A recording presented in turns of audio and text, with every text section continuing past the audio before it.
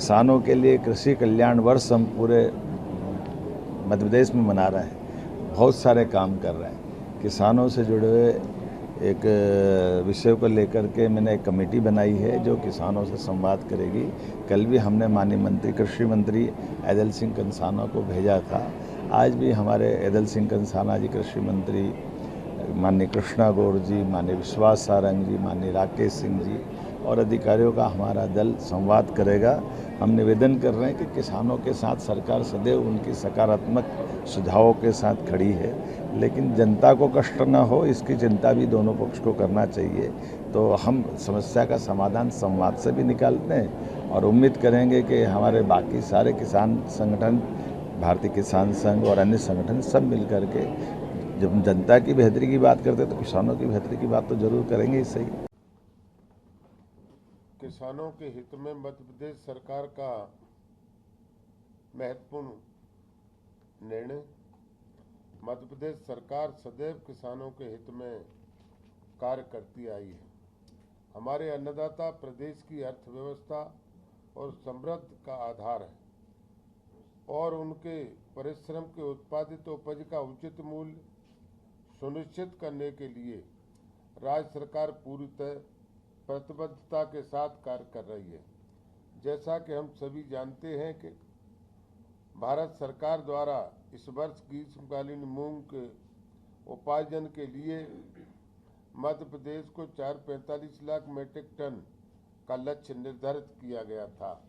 भारत सरकार की योजनाओं के अंतर्गत राज्य के कुल उत्पादन का अधिकतम 25% उपार्जन किए जाने का प्रावधान है। भारत सरकार के इसी नियम के अंतर्गत निर्णय लिया गया था कि प्रदेश के मूंग उत्पादन किसानों से उनकी उपज का 25% न्यूनतम समर्थन मूल्य MSP पर उपार्जित किया जाएगा।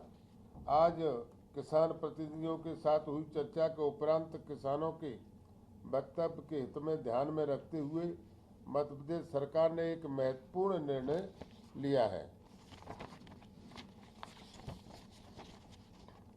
अब प्रत्येक पात्र किसानों को उसकी मूंग उपार्जन का 25% नहीं बल्कि 60% उपार्जन किया जाएगा, जो नर्मदापुरम, सीहोर एवं हरदा जैसे जिलों में लगभग 3 कुंटल प्रति एकड़ आता है।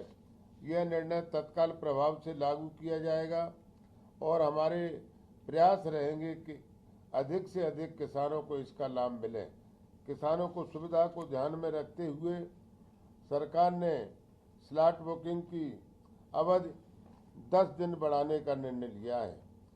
अब किसान 30 जुलाई के स्थान पर 10 अगस्त तक स्लॉट बुकिंग कर सकेंगे। इसी प्रकार उपार्जन की अंतिम तिथि भी 10 अगस्त से बढ़ाकर 20 अगस्त तक की जा रही है। मैं प्रदेश के किसान भाइयों और बहनों से आश्वस्त करना चाहता हूं कि मध्य प्रदेश सरकार सदैव किसानों के हित में खड़ी है। जहां तक खाद्य विपणन के लिए लागू की गई ई-टोकन व्यवस्था से संबंधित शिकायतों और व्यवहारिक समस्याओं का प्रश्न है, यह व्यवस्था राज्य शासन ने एक महत्वपूर्ण सुधार और आने वाले समय में इसके किसानों को काफ़ी सुविधा दिलाने का लाभ मिलेगा। चूँकि यह एक नई व्यवस्था है, इसलिए प्रारंभिक स्तर पर सामने आ रही है। समस्याओं को देखते हुए माननीय मुख्यमंत्री ने कृषि उत्पादन आयोग की अध्यक्षता में एक उच्च स्तरीय समिति गठित करने का निर्णय लिया है। यह समिति ई-टोकन व्यवस्था से जुड़ी सभी व्यवस्थाओं का परीक्षण कर राज्य सरकार को अपनी सुविधाएं प्रस्तुत करेगी। समिति की अनुशंसाओं के आधार पर आवश्यक सुधार तत्काल किए जाएंगे। सुझाव प्राप्त होकर सुधार होने तक MSP ई टोकन से खाद्य व्यवस्था तत्काल प्रभाव से स्थगित की जा रही है। जय जवान, जय किसान, जय अनुसंधान।